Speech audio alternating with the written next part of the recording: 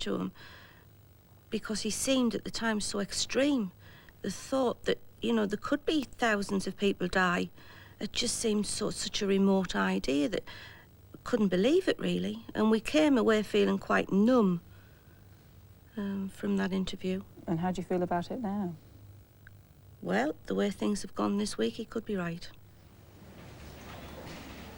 Before last week's announcement, Richard Lacy was often ridiculed for his dire warnings about the dangers of BSE. How were your warnings greeted? Well, they were greeted with malice from the government and the Conservative MPs. On one occasion, an early day motion signed by several Conservative MPs demanded that I should be examined for sanity by the Chief Medical Officer. Another occasion, Sir Jerry Wigan had a press conference in the House of Commons using the immunity from libel and said I'd lost all contact with reality. There was an orchestrated campaign to make me feel stupid and discredit my work. Last summer, Richard Lacy was a voice in the wilderness.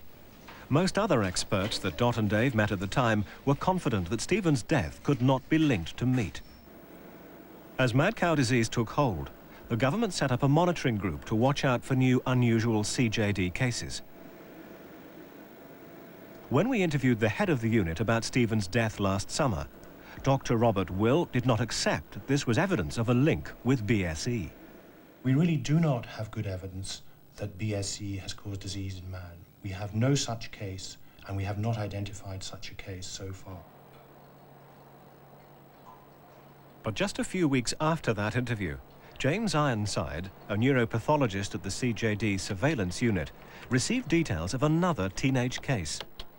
There have been very few cases of CJD reported in teenagers, and to see 2 cases within such a short space of time in any one country was remarkable. And it was now that the CJD unit began realizing that something odd was going on. Not only had they 2 unusually young cases, but the effects on the brains of these victims were quite unlike anything they'd seen before. The brains in the cases of previous CJD victims had shown only a scattering of the prion protein. You can see these deposits scattered throughout the grey matter, sometimes on top of the nerve cells here and here. In the case of the 2 teenagers, the picture was altogether different.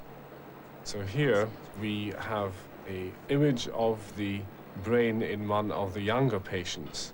You can see in comparison with the previous image there is an enormous accumulation of plaques, these structures with the dark centers, and then these large bush-like deposits which we'd never seen before. This was really a unique finding in comparison with the other cases in older patients. But it didn't stop there. By Christmas, James Ironside had seen 4 new young cases with the same physical features. Each new month brought another death. Tony Bowen watched his wife develop the frightening symptoms of CJD and then die within weeks. Towards the end of her fight for life, 29-year-old Michelle gave birth to a baby son. She was so ill, he was a son she never saw. Our feelings were those of, by now, considerable concern, and we started to look on a wider scale across the country for other patients with similar illnesses. And these, unfortunately, were not long in coming forward. The most recent case was Peter Hall, son of Francis and Derek. Peter died of CJD just 6 weeks ago.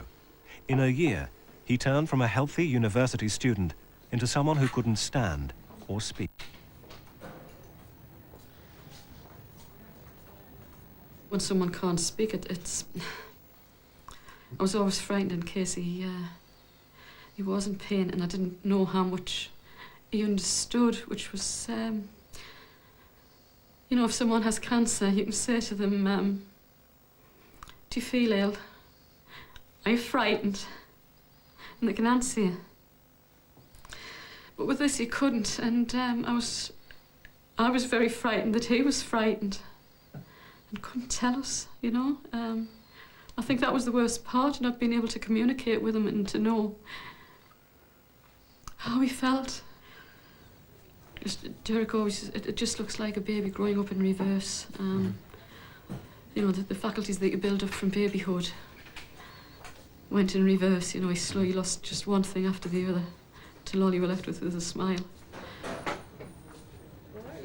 By now, the CJD surveillance unit had heard of 10 of these highly unusual cases.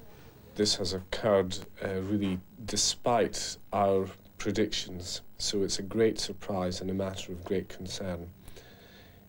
The similarities between these cases suggest that there is a single type of agent causing this disease, and it seems most likely, given what's happened in this country, that this might be the BSE agent. Is there anything else you can think of besides the BSE agent that could have caused this? We've looked into background genetic factors, background social factors, and have found nothing. The CJD surveillance unit presented this new information to meetings of the government's advisory committee on BSE. Well, in those meetings, we tried to decide what to do, how to inform the public, what further measures we could take. There's obviously a balance to strike between, on the one hand, frightening the public and destroying the beef industry, but on the other, obviously safeguarding public health as best we can do. But the public are frightened, aren't they? The public are frightened, and indeed the committee was frightened by the news. The implications of it are rather worrying. Last Wednesday, the government told us all the bad news. But the committee have concluded that the most likely explanation at present is that these cases are linked to exposure to BSE before the introduction of the specified bovine offal ban in 1989. Even if you'd asked me last week, we always said we don't know why Stephen died from CJD. Some of the experts said to us that, you know, it was beef, and some told us it wasn't. And we chose to think, well, we have no proof. And on Wednesday, that all changed. And we were told that the only explanation that Stephen died from CJD was contact with BSE meat. And Stephen didn't work in a butcher's, a slaughterhouse. He was a schoolboy. And the only way he had contact with BSE meat was through eating it in his diet. A very large number of people have been exposed unnecessarily to a risk. The public's paid the price of the government then putting the welfare of the farming industry before that of the health of the nation. When and how did Stephen Churchill come into contact with BSE? Was it when he was 5, when cows were just beginning to go down with BSE? Was it when he was 10, when farmers first began to notice it? Or was it even later? Up until the tender age of 13, he, like most of us, was eating cow brains, the most dangerous part of infected animals. Between the years 1981 and 1989, all of the citizens in the UK were exposed to the infective agent of BSE because the infective material, namely the brains of the cattle and the spinal cord of the cattle, were, until November 89, allowed to be added to what's called meat products, that is, meat pies, pâtés, tinned items and stock cubes. So anybody eating any of those things between those years is theoretically at risk of developing the disease. The banned offal from cows is now dyed and destroyed to prevent it becoming food. But until 1989, these parts, including brains, were widely used for food. These tissues can contain large amounts of BSE infection. So how many people could get the disease? The worst case scenario, and something which cannot really be ruled out with any certainty at the moment, is the fact that a significant number of people, perhaps tens of thousands, maybe hundreds of thousands, have received a sufficient dose of infective material such that they will go on to develop symptoms within the period of their natural life. No one can say yet when in their lives Stephen and the other 9 cases might have been infected. The most terrifying prospect is that it was early on, when they were very young. At that time, the start of the cow epidemic, there were very few mad cows around to infect them. The point is that we've never seen this particular infection in human beings before. So we don't know what the incubation period is, how long it takes people to actually develop symptoms following infection, and the length of that incubation period will determine how long it is before we see the actual peak. From a handful of cases of BSE in 1985, the cattle epidemic grew rapidly to thousands of cases a year. The key question is, will the disease in humans match the dramatic rise of the epidemic in cows? It is just possible that these 10 cases represent infections acquired back in 84, 85, when BSE first appeared. And obviously there will be more to come if that's the case, because a lot more people were exposed as the disease in cattle took off. If the humans were catching the disease way back at the beginning of the 1980s, well, there was only a few cattle infected at that time.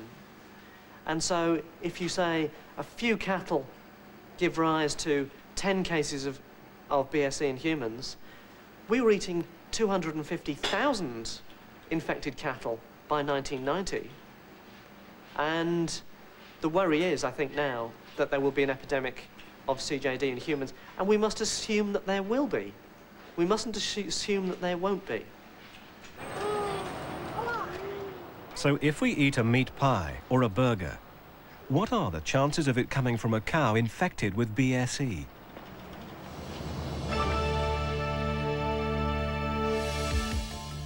A World in Action investigation in November last year showed that not all cows with BSE were being incinerated.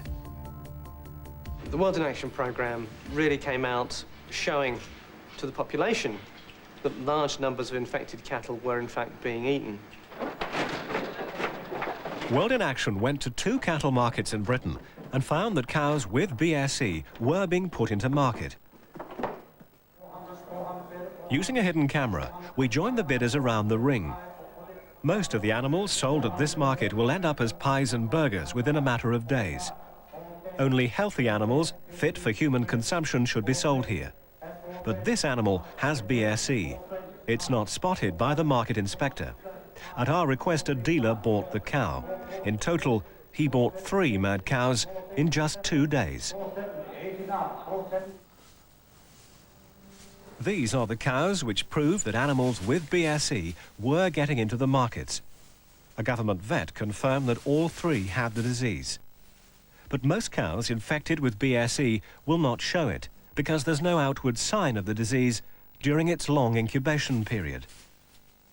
Many of the cows we are eating will be infected with BSE, and there is nothing we can do to pick out the ones that are infected and separate them from the ones that aren't, because neither will show symptoms. We asked the chief vet, Keith Meldrum, about the number of animals with BSE that we're eating. He was reticent with the figures. How many cows are we eating that are infected with BSE? That's a peculiar question to ask. I'd start the other way around and say, first of all, that all cows or cattle that we believe may have disease are removed from the human food chain and are destroyed.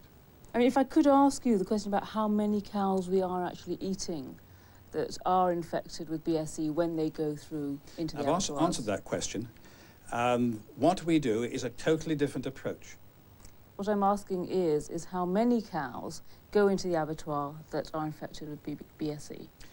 As I said just now, what our policy is based, first of all, on scientific evidence. Do you accept that there will be cows going into the abattoir that have BSE? I've answered that already twice. No, I'm afraid you haven't. I have answered it twice. So you do accept? Sorry. Listen, can you turn off, please? World in Action found the real answer buried in technical papers. These revealed that the government's own experts believe that the official number of cows with BSE, around 250 a week, is an underestimate and needs to be multiplied by 3 to reach the correct figure. This point was put to the chief vet when he returned to his chair. Do you accept that those calculations have been made by your own scientists here, and the answer they come up with are that there are 2 cases for every 1 reported? Yes, that is a calculation that's been made that there are a significant number of cattle that could be going in for slaughter, that could be incubating the disease. That's why we have a control program. So far as the consumer is concerned, they are perfectly protected by our control measures. So what and that's that means... what must underline this. It's food safety that matters, and the food that we consume is fully protected by our control program. But what that means is that if we are destroying between 250 to 300 a week, we will be eating between 500 and 600 No, you a keep week saying we're eating them. No, animals are going in for slaughter. But the way that you keep putting your question, eating these animals, yes, they're going for human consumption, but the infectivity is removed, if it's present at all, because we take out of the animal those tissues that could contain the infectivity, and that material is destroyed. Up to 600 infected animals a week may be entering our abattoirs and could become food. BSE has only ever been found in the banned brain and spinal cord and part of the gut, never in meat. But there have been recent concerns about the way in which we remove the banned offals, particularly the spinal cord.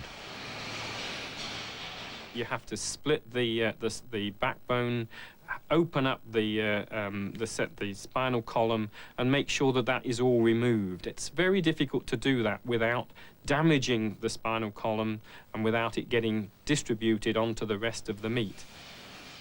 These pictures of the way in which the spinal cord is removed appeared in World in Action 4 months ago. At least one member of the government's advisory committee was surprised by what he saw.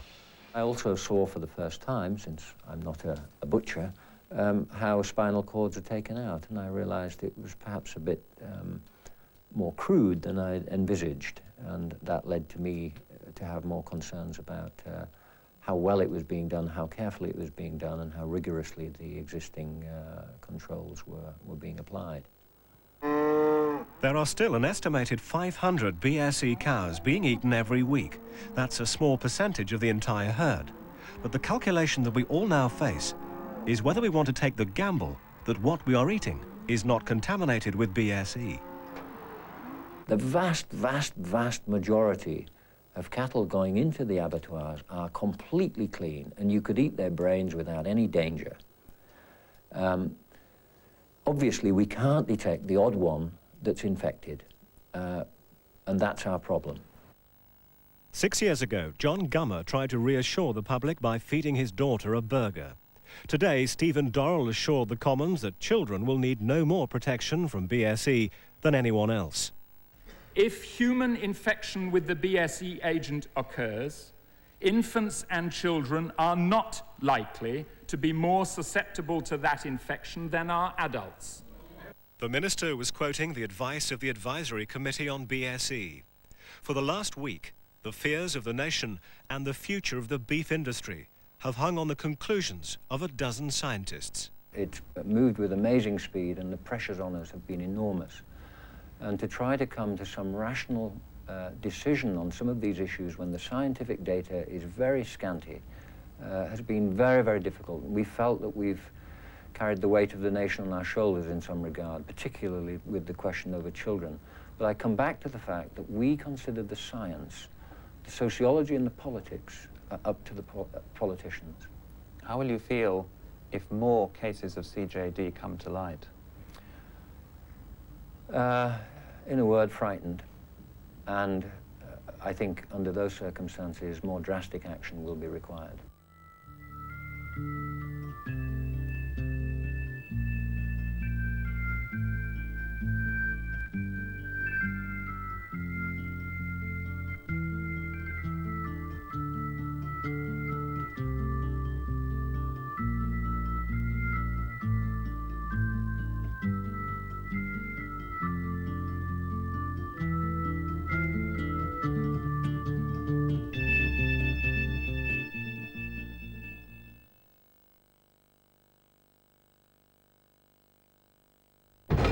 Ireland's most exciting boxer.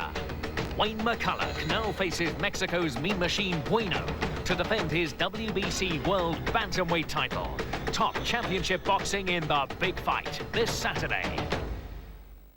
In a moment, Kavanagh champions the cause of a victim whose life has been blighted by a tragic accident. picking up the pieces. This isn't going to be brushed under the carpet. Put some pressure on them. Tell them you need me. And rebuilding relationships. Barfield is severely lacking in trained negotiating officers. But will Helen Hewitt have a place in the new order? You leave me no alternative but to resign from the prison service. Struggling for control. The Governor, this Saturday on Westcountry. A lucky dip, please. That's £1, please. Lucky dip is the easiest way to play the National Lottery. It's you. It could be you. Friskies Go Cat Nuggets contain herring for muscle tone, tuna for good eyesight, and vegetable.